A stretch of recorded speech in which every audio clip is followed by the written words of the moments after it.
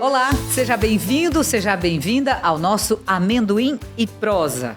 Bate-papo bom é igual amendoim, não dá para parar no primeiro.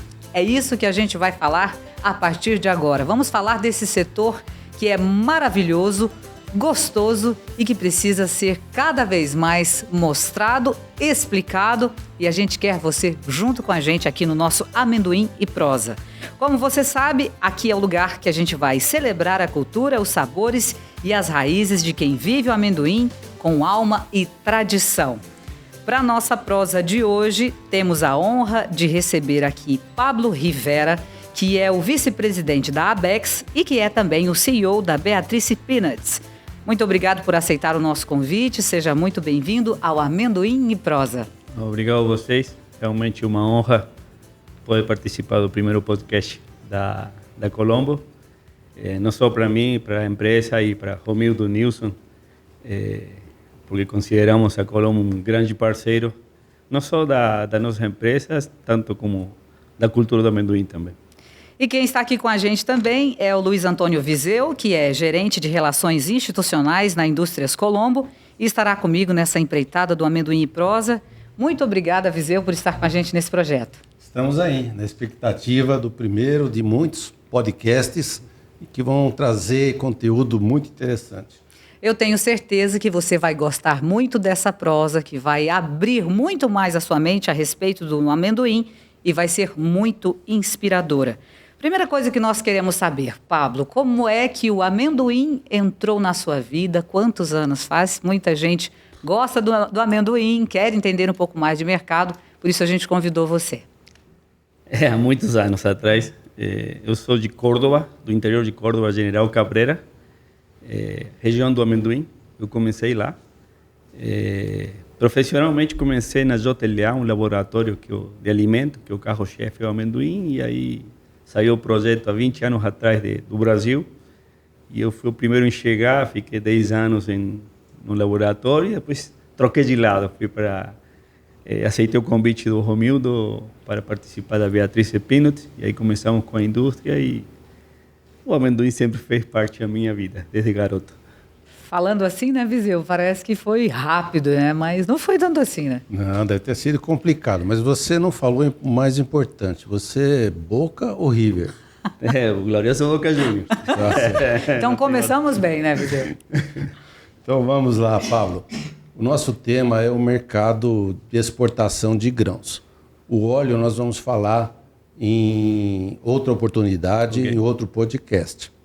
Como é que o Brasil se posiciona nesse mercado externo e quais são os fatores que nos levam a essa posição? Olha, o Brasil vem crescendo muito no mercado externo nos últimos 15 anos. É o país, eu acredito que é o país que mais cresceu em proporção, em porcentagem, tão rápido, comparado com outros players do mercado. Hoje nós estamos na 5ª posição, somente atrás da Argentina, Índia, Estados Unidos e China, né? Mas o Brasil está muito bem posicionado. Saímos de 2008 com 200 mil toneladas exportadas de grão, mais 40 mil de óleo, e hoje estamos com quase 300 mil toneladas de grãos exportadas e mais 160, 150 mil toneladas de óleo. O crescimento do Brasil no mercado externo foi um absurdo, foi um crescimento enorme para o mercado. Perfeito. Você citou aí que nós estamos na 5ª posição no ranking de exportação. Quais são nossos principais concorrentes aí nesse mercado?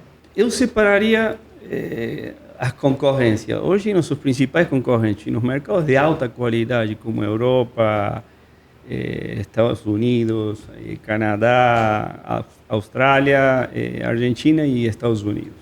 E os mercados diferentes da Europa, aí temos a Índia, também Nicarágua, né?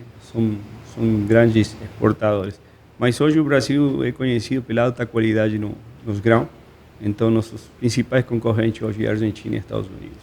Você me perguntou pelos fatores que permitiram no Brasil ser isso. Eu falo que vem muito do produtor, né? A tecnologia que se colocou não só em máquinas na área agrícola, como em sementes, permitiu que o Brasil crescesse muito rápido e área disponível. O Brasil é muito grande, né? Hoje estamos vendo essa expansão enorme que tem o amendoim no país, né? Saímos de ser 90% no estado de São Paulo e hoje é 78% no estado de São Paulo, porque cresceu muito em estados como Mato Grosso do Sul e Minas Gerais, e outros estados que vêm crescendo muito também, como Mato Grosso ou Goiás também. Tem como a gente falar de quantidade? Você falou em 90%, né? Para as pessoas entenderem melhor isso. Quanto a gente produz hoje? O São Paulo é o maior produtor hoje aqui no Brasil, né, de amendoim, ou não? Isso. São Paulo hoje responde pelos 78%, 80% da produção. A produção da Conab hoje nos fala que temos 900 mil toneladas de amendoim casca. Então, São Paulo hoje responde pelos 80%. Hoje temos estados que há 3 anos se plantavam 1.000 hectares de amendoim e estão com 40 mil hectares, como é Mato Grosso do Sul, né? Minas Gerais, o mesmo comportamento, saiu de 2 a 3 mil hectares para 30 mil neste ano, né? Mas os dados da Conab a gente sabe que precisa melhorar. Felizmente, temos uma novidade com a ABEX, né? Que finalmente nós temos dados socioeconômicos. A semana passada tivemos uma apresentação. Eu não posso dar os valores, estão totalmente em off, ninguém pode falar nada, mas vamos nos surpreender, né? Porque a área que a Conab nos informa, a produção está bem acima, né? Isso vai nos permitir para trabalhar muito no mercado externo e no mercado interno também, porque agora sabemos qual é a real produção, podemos indicar, orientar mais aos produtores se pode plantar mais, se não pode plantar mais, né? Isso foi muito positivo do lado da associação. Você citou aí um crescimento muito forte nas exportações, né, nos últimos 12 anos. Quais foram os fatores? Explora bem essa parte. O que levou a gente a crescer tanto nos últimos anos? Olha, eu acho que o mercado em si se profissionalizou, se colocou muita tecnologia em campo, não só o produtor, como a indústria também. Hoje eu conheço muito as indústrias argentinas, conheço indústrias americanas e os produtores argentinos, produtores americanos, e eu sei que a gente não fica muito atrás de nada. Na parte de produção, eu falo que os produtores hoje têm muito mais tecnologia, estão muito mais equipados que os americanos e os argentinos. E as indústrias vêm acompanhando esse crescimento também. Hoje nós conseguimos, a maioria das empresas consegue trabalhar com qualidade, com rastreabilidade.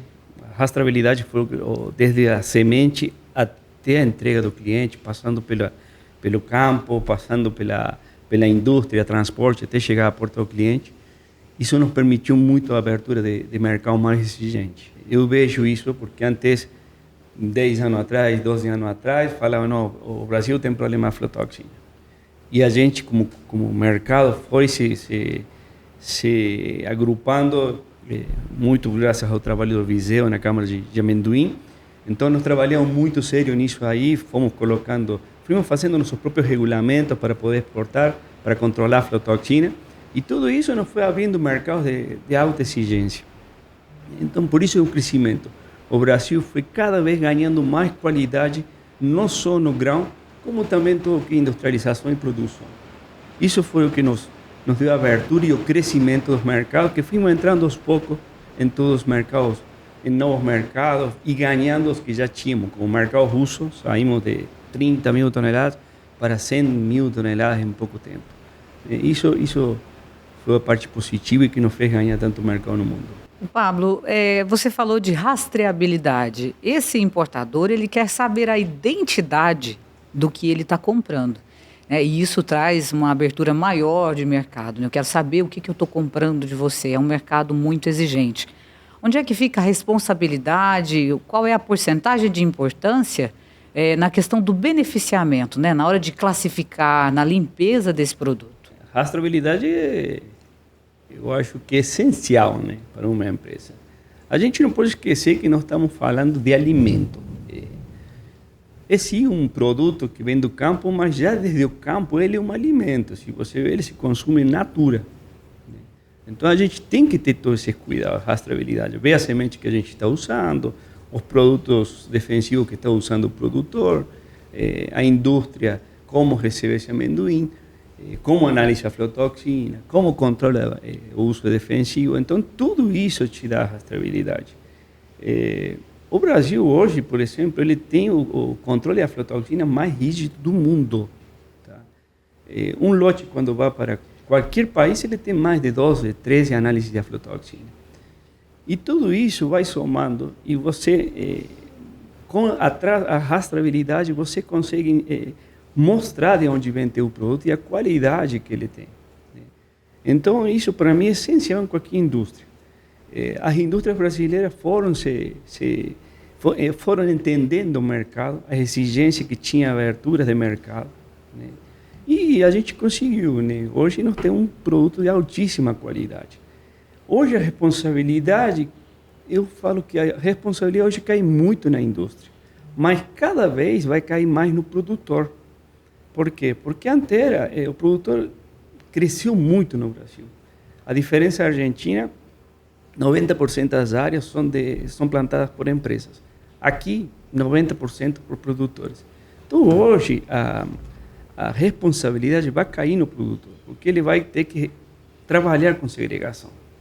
Isso é uma coisa que a gente está trabalhando muito com a Câmara de Amendoim, com a associação, porque nós precisamos conscientizar cada vez mais a responsabilidade que o produtor tem.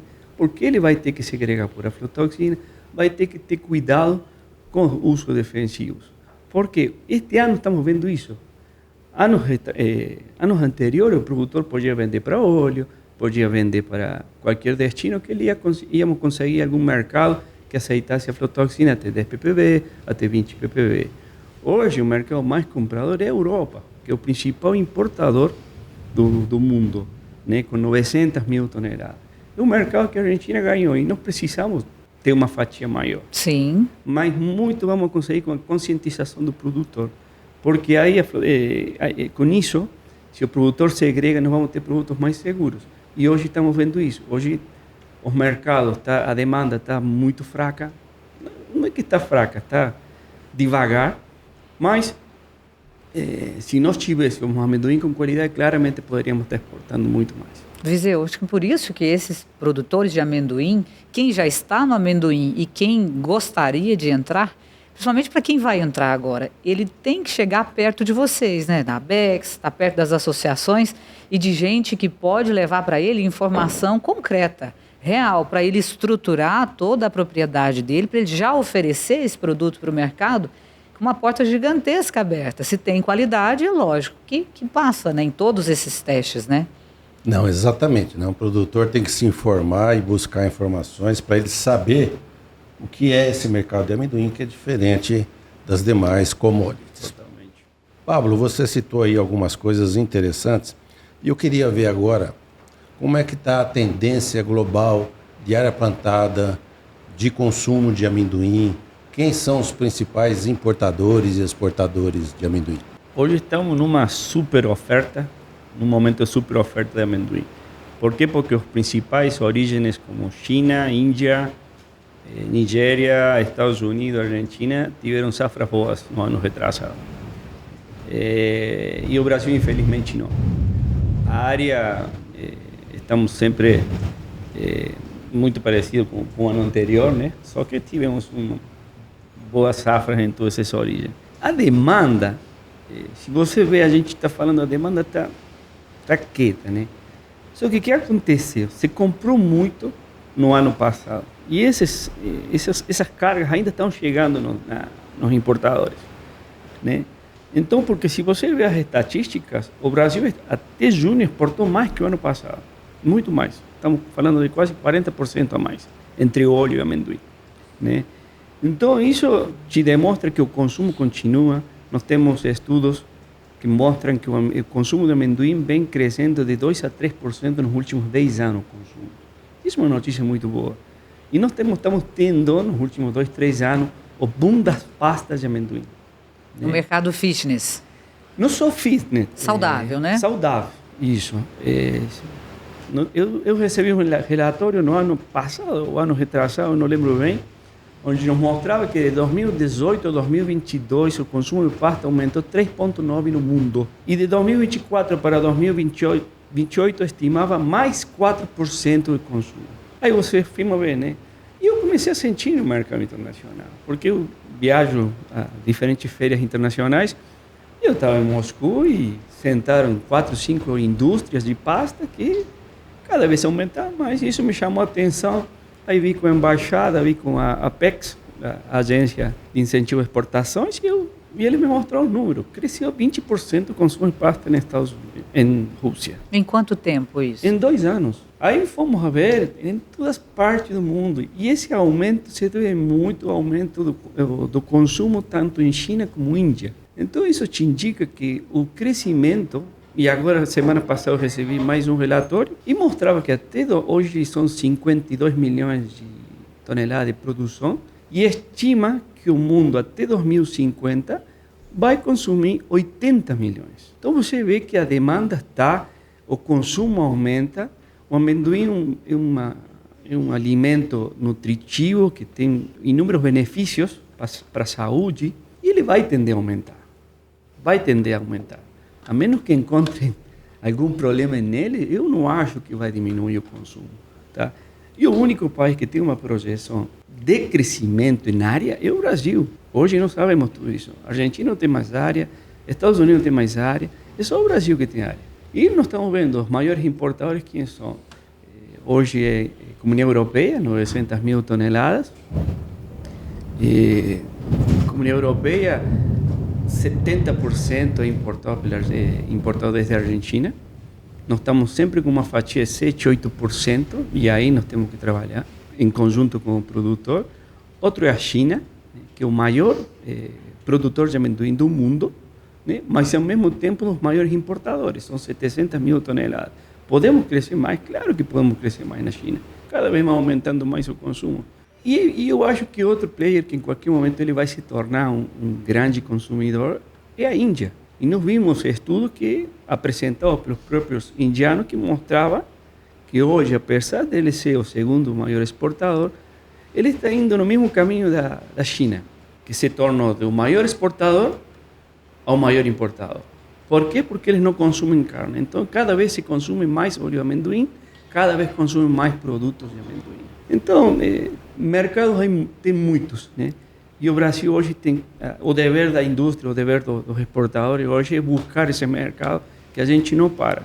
A gente sempre está buscando qual é o caminho, buscando quem são os países que compram muito de quem e como, para a gente tentar, de um jeito, entrar nesse mercado. Mas, Viseu, o que você acha que aconteceu? Você acha que o mundo agora voltou a atenção mais para o amendoim? Porque quando a gente fala no produtor, aí a gente fala do exportador, mas por trás disso tem uma pessoa que quer comer melhor, e hoje a gente tem uma mídia muito grande em cima de ser mais saudável, de mais longevidade. As pessoas estão idosas, mas elas estão praticando exercícios físicos. Você acha que tem um fundinho aí disso? O que aconteceu que o mundo está dando mais atenção para o amendoim agora? Porque a gente tem números muito expressivos em um espaço curto de tempo, né, de aumento de consumo do amendoim.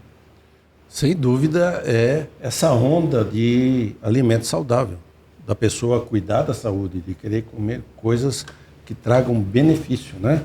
E eliminar aquela parte da gordura, do sal, né? Dos embutidos, esse tipo de coisa. Eu acredito que isso tenha contribuído muito com a elevação do consumo nesses últimos tempos. Estimulado isso, né? Estimulado, exatamente. E o ponto mais positivo, eu não gosto desse nome, mas o pessoal fala que é a nuts, a castanha dos pobres. Porque a castanha, em muitas férias, se toma como uma castanha, um amendoim, como uma nuts. E a castanha mais fácil de produzir. Se você vai ver a bela pistache, as outras castanhas, são árvores, não é fácil produzir. A nossa não. A nossa é plantio e também não é tão fácil, né? Temos que contar com o clima, mas é a mais fácil de produzir. Isso nos permitiu ganhar mais mercado. Cada vez colocam mais o amendoim como ingrediente, tirando algumas castanhas. Fantástico. Pablo, você citou ali que ainda tem amendoim chegando de vendas que foram feitas aí no passado. Explica um pouco melhor para a gente como é que esse mecanismo de exportação, a gente colhe aqui em março, abril, nós temos estoque de passagem, não temos, o que o mercado lá fora exige do nosso amendoim? Bom, o estoque hoje está alto, né? É por isso que não tenho uma boa notícia para os produtores, que eu acredito que o preço vai se manter até final do ano que vem. Por quê? Porque Argentina, Estados Unidos, Índia tem altos estoques de passagem. A Argentina vai ter uma safra de 1.700.000 toneladas. Quanto ela tem vendido disso? Eu acho que não chega a 40%.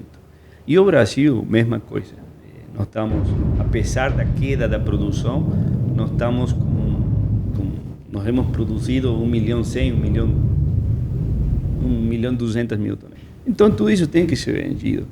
O estoque, no momento que você vai vender, sempre quase antes do plantio, você tem que vender. A Argentina trabalha dessa forma, você vai sempre vendendo safra futura. E isso foi o que aconteceu este ano. Países como Índia, Argentina, Estados Unidos e Brasil venderam um pouco no começo, o Brasil muito menos. Vendem em setembro, novembro, já saem a vender a safra futura e o que resta da safra anterior. Isso fez com que se acumulasse muito produto até junho. Eu acho que julho, agosto, aí começa a se vender o que resta da safra anterior. Mas tivemos um excesso de estoque e isso que fez a queda tão abrupta nos preços. A segunda pergunta era? Era sobre a exigência do importador para o amendoim. O que ele quer do nosso amendoim? Depende muito do mercado. A exigência da Comunidade Europeia, por exemplo, é altíssima. Não só na parte de aflatoxina, como na parte de defensivos, cada vez ficando mais exigente em defensivos, em limite de defensivos, e mais em qualidade também. Depende para que é usado o amendoim também. Se é usado para pasta, se requer uma qualidade menor. Se é usado para consumo de amendoim in natura, requer uma qualidade maior, menos materiais estranhos, menos impurezas. Depende muito do mercado, depende do cliente.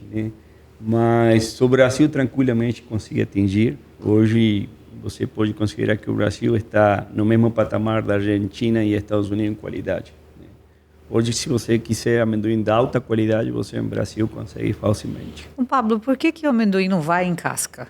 Pode ser até uma pergunta básica, mas por que a gente não exporta ele em casca? É por questões de qualidade, de rastreamento, do quê? É mais complexo exportar, você tem que exportar menos quantidade, não tem tanto valor agregado, os mercados são limitados, tanto europeu como o resto do mundo, Não é um nicho que requer grande quantidade, então cada vez são menos as indústrias que fazem isso. Sim. Hoje você vai conseguir amendoim em casca só da China, talvez. Mas não é nosso objetivo. Acho que aqui, eu lembro, a última vez que eu soube que se exportou amendoim em casca foi em 2008, talvez. E aqui a gente reaproveita a casca para outras coisas, Usa ela para farelo e tudo mais, Viseu? Não, exatamente. Eu acho que exportar amendoim em casca não nos compensa e não é também o que o grosso do mercado de qualidade busca, Você tem que buscar sempre o mais industrializado possível, com mais valor agregado possível. O Brasil, acho que falta aí crescer mais em produtos industrializados como a pasta de amendoim, como amendoim torrados, fritos, confeitados. Esse é a chave do aumento da exportação também. Não tantos produtos in natura, e sim mais industrializados, que isso mais opções. Beneficia mais a indústria, até o próprio produtor, Óleo refinado também, eu acho que é uma opção de buscar os mercados e enviar óleo refinado. Mas nós precisamos reativar mais a indústria e mais as exportações de produtos acabados. Quais são as dificuldades que o exportador enfrenta no processo de exportação? Fora esse mercado que você colocou bem, tem burocracia, tem logística, tem conturbação externa, como é que funciona isso? Acho que um par de semanas atrás nós estávamos com nossa equipe aí na empresa e eu vou falar uma coisa, comercialização internacional está cada dia mais difícil, muito difícil. cada dia é mais complexa. Sim, antes da pandemia você tinha sim variáveis, né, que você tinha que considerar, mas eu acho que hoje na exportação as variáveis que você tem que considerar cresceram exponencialmente. Transporte, dólar, guerras, né, Trump, Lula, governo, tudo hoje interfere no comércio internacional. Do lado do Ministério da Agricultura, para trabalhar é mais simples hoje, muito mais tranquilo. Portos não. A parte de porto é catastrófica. Todos os portos hoje estão saturados. Temos o tal de... E cada vez temos mais tarifas que nos cobram. Você tem que ter muito cuidado com as tarifas extras de demurrage, devolução de container, tempo de container. Por quê? Porque vão cada vez aumentando mais o custo e você não vê. Aí na chegada do porto, tem que saber bem o cliente, o mercado, onde você está mandando, como está a economia desse país, os problemas que tem esse país. Não está fácil no comércio internacional. A gente cada vez tem que estudar mais como chegar no porto, como chegar no porto destino, e com quem você está lidando, não só o cliente, como tanto o país também. Este ano, mais ainda, quando cai o preço do amendoim dessa forma, ou de qualquer outro produto, é claro que você vai ter problema. Mas este ano, nós estamos quase que 50% do nosso tempo do time exportações para resolver problemas. Impressionante, né? Porque não basta ter o amendoim com qualidade embalado, né? Você tem outras coisas que são custosas, né? Que acabam tendo custo financeiro para as empresas. Altíssimos custos. Eu acho que... Acho não, eu vi um palestrante há 2 anos atrás que ele mostrava como as empresas marítimas ganharam poder durante a pandemia, né? Eles mostravam que o preço como aumentou quase 100% um frete, eles viram que o exportador pagava esse frete.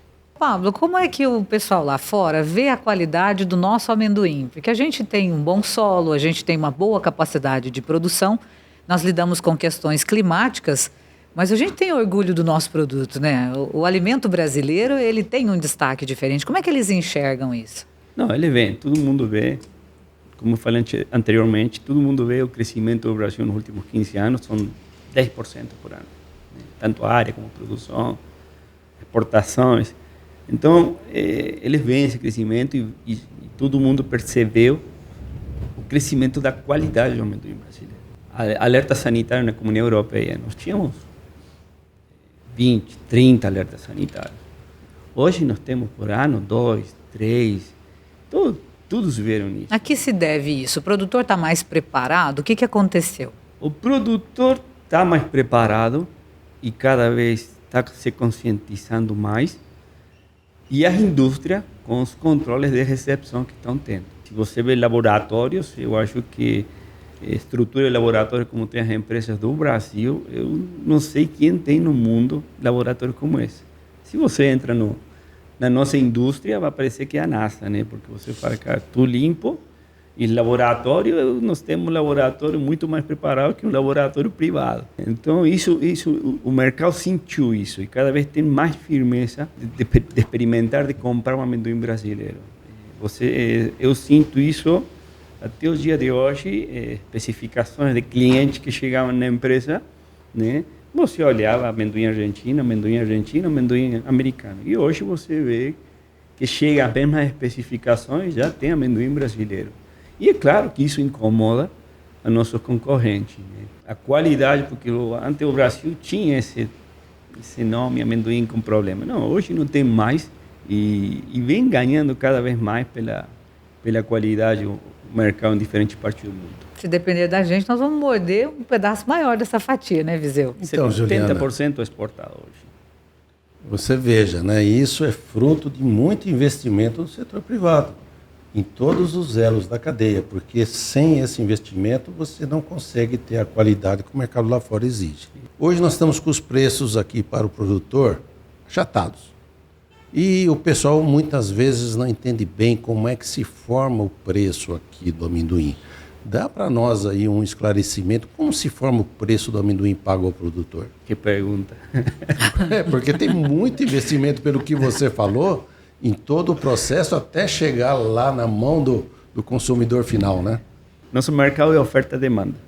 Nós gostaríamos de fazer o preço aqui no Brasil conforme os custos do produtor, margem, todas essas coisas. Infelizmente não podemos. É oferta e demanda. Nós dependemos do que está acontecendo no mercado internacional. Então a formação de preço que se faz olhando as origens, como está sendo a safra de cada um dos principais, né? Então, hoje, infelizmente, hoje voltamos a preços de 2018, 2017. Né? Os preços internacionais. Né? E esse é o que nos dita o preço que vamos a fazer para o produtor. Você poderia pagar um valor extra se o produto tem qualidade Europa? Claro que se pode pagar. Europa hoje são 100, 150 dólares a mais por tonelada em qualquer produto, comparado com qualquer outro destino. Então, se o produtor tem uma rastreabilidade boa, uma segregação boa, nós podemos pagar um plus, né? Mas não sempre temos que ver como está a safra argentina, como está a safra americana, como está a safra da Índia, como está a safra da China. Né? E até dos países africanos, porque são extensões enormes, né? Produzem talvez menos de 1 tonelada por hectare, mas sempre temos que estar vendo quanto eles vão produzir, porque aí vai afetar o mercado de óleo e pode diminuir o preço pago para o produtor. Então, é difícil desenhar como se faz um preço, mas é só oferta e demanda, ver como estão os preços internacionais no destino, em base às ofertas que estão recebendo os diferentes origens, né? E aí você vai vendo. Isso pode cambiar rapidamente? Pode. Né? Por isso que eu falo que só até o ano que vem que eu não vejo aumento para o produtor, porque hoje está sendo plantado o hemisfério norte, já terminou de ser plantado. China, Índia e Estados Unidos. Então, em outubro vamos ter as novidades, como vai ser a safra da China, como vai ser a safra americana, como vai ser a safra da Índia. Né? A gente não pode desejar mal para ninguém, mas se eles vão bem, normal, o preço vai ficar o mesmo. Se eles têm uma piora na safra, isso significa que alguém vai receber menos amendoim e nós podemos fornecer eles. Né? Mas é muito difícil formar preço a longo prazo, daqui a um ano. Daqui a 6 meses é um pouco mais fácil, mas daqui a um ano é muito complicado.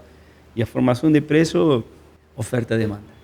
A oferta e demanda, pelo que eu entendi da sua explicação, lá no mercado externo. A partir que lá se estabelece o preço, você aqui para o Brasil vem tirando frete, beneficiamento, enfim, todos esses custos para ver o que você consegue corretamente comprar do produtor que também permita você exportar. O que fez a queda de preço, o preço começou a cair estrepitosamente em dezembro. Saiu a safra indiana. Não foi uma super safra, né? Foi uma safra normal, um pouquinho acima. Eles produzem 1 tonelada por hectare, foi 1,3, eu acho 1,4 toneladas. Isso fez uma produção absurda na Índia, que planta 4, 5 milhões de hectares. Né? Então, isso afetou, porque ele já começou a ofertar mais barato, e aí os destinos que compram da gente, como Rússia, como Argélia, começam a usar o preço deles para baixar o nosso.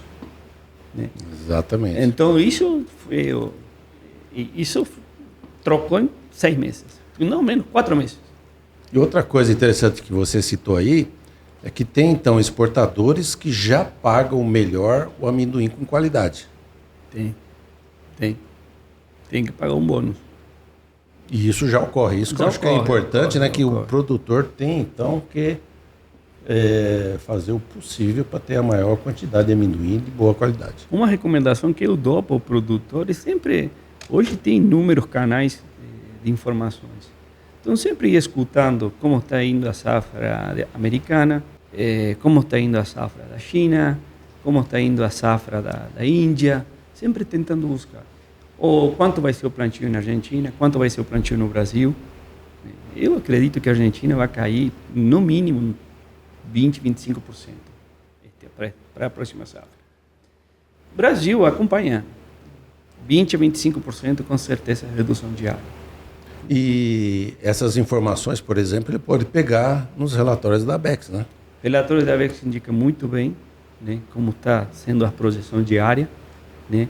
E sempre buscar em canais fidedignos, sempre com canais certos. Ficar de olho na fonte, né? Tá? A fonte muito correta. Muito de olho na fonte. Infelizmente, hoje temos muitas pessoas que falam, mas não conhecem muito o mercado internacional e tudo que arrasta, né? Não é fácil falar para um produtor, exporta você, porque vai ter sérios problemas em algum momento. Né? O maior exemplo que eu te falo é hoje a Argélia, né? Que tivemos um problema seríssimo. E algum desses contêineres foi por gente que não teve as informações corretas de poder exportar. Né?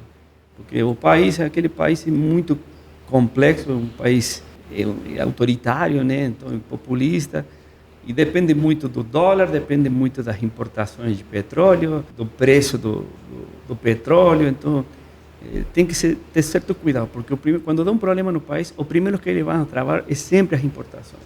A cada X tempo, eu acho que a Câmara de Amendoim nasceu, se fortaleceu com um problema da Argélia em 2015. Né? Era antes, mas o que mais fortaleceu e uniu o mercado, uniu os players do mercado, foi o problema da Argélia em 2015, que também abandonou um monte de contêiner. Né? E depois aconteceu de novo e agora acontece de volta. De tempos em tempos acontece. Né? Precisa tomar muito cuidado. Então, eles avaliem sempre o mercado, consultem a indústria, o importador, consultem o país como ele está. Levanta a mão que a gente ajuda, né? Pablo, a gente sabe que o produtor, né, o agricultor por si só, ele é muito persistente, ele tem muita fé, ele acredita muito no trabalho dele, ele é resiliente. Não é diferente no amendoim. A gente sabe que mesmo com as intempéries, né, com todos esses detalhes de mercado, política, economia e tudo mais, mas a gente sabe que quem é apaixonado por amendoim é apaixonado, não vai parar e algumas pessoas querem vir também. Eu gostaria que você deixasse uma mensagem, né, para esses produtores. Você trouxe para a gente informações muito nobres, né, de forma clara. Então, deixa a sua mensagem para essas pessoas que estão ouvindo a gente agora. O que você fala do amendoim? Como é daqui para frente? Olha, na Beatriz, eu passei por uma MBA de produção de amendoim. Nós somos produtores, né? Romildo e Nilson. Então, a gente escuta muito eles, né? Sobre a resiliência, sobre nunca parar. Eu escuto muito os dois. E eles falam, este ano tem que encarar e plantar de novo. O que nós temos que trabalhar este ano é nos custos de produção. Hoje vai ter que ser desenhado bem fino os números para produzir amendoim no campo. O amendoim, o consumo internacional, ele vai continuar aumentando. Tá? Isso é o que se vê. Não tem nada que indique que vai cair o consumo. Pastas, ingredientes, está usando tudo. Só indica que vai subir, né? Só indica que vai subir. Então, passamos por um torbellino como nunca se viu, de super oferta, todas as origens dá certo, né? E a nossa não. O ano passado não deu, mas tinha preços altos no mercado internacional. Este ano nós estamos com preços baixos e produção não foi a que a gente esperava. Mas que persista, que seja resiliente, porque o amendoim vai voltar e hoje vamos ter que trabalhar em custos. Custo de produção. Administrar bem, fazer conta. Administrar, fazer conta e custos. Você trabalhar em custo, porque produzir bastante, se preocupa por produzir. Pablo, onde é que as pessoas podem acompanhar mais do seu trabalho, aprender mais com você, já que você tem uma estrada aí, como você disse, né? Fiz um MBA lá, já tá por dentro aí de todos esses dramas, né? Que toda pessoa que quer exportar amendoim passa. Onde é que as pessoas podem acompanhar você? Eu posso deixar meu e-mail, meus contatos, fiquem à liberdade, nossa empresa é bem aberta para mostrar indústria, produção, sempre estamos bem abertos, né? Informações fornecemos semanalmente, compartilhamos sempre os que recebemos, reporte, relatório, não tem o selo da Beatriz, só repassamos, né? Para que nossos parceiros saibam o que está acontecendo no mercado, e é super aberto. Vou deixar meus contatos para vocês. Bom saber que a gente tem essa fonte segura, né, Viseu? E a Bex. Lógico. A Bex, com a Alessandra, o que quiser saber de amendoim, ela com certeza vai fornecer. Eu queria ficar mais, Viseu. E você? Lógico, né? É pouco tempo, passa muito pouco rápido. tempo. E as Muita paixão informações- É muita paixão. É como a gente diz, né? Não dá para começar e parar. A gente, o amendoim, a gente quer sempre mais, né, Viseu? Exatamente. Vamos nessa? Vamos agradecer o Pablo pela ter compartilhado conosco aqui a sua experiência, o seu conhecimento de mercado, né? E nos veremos outras vezes. Muito obrigado a vocês, realmente uma honra, não só para mim, para a Beatriz e para o Amendoim News. Ok, obrigado pelo convite. Nosso Amendoim e Prosa de hoje recebeu Pablo Rivera. Foi um bate-papo muito especial e claro que teremos os próximos. Você pode nos acompanhar pelo Spotify, no Apple Podcasts, na Amazon Music e também pelo Instagram. Qual é o nosso Instagram, Viseu? @amendoim e prosa. E tem muita novidade ainda para a gente trazer por aqui. Viseu, foi ótimo estar aqui com você. Muito obrigada, Obrigado a Pablo. vocês. Até o nosso próximo Amendoim e Prosa. A gente espera você.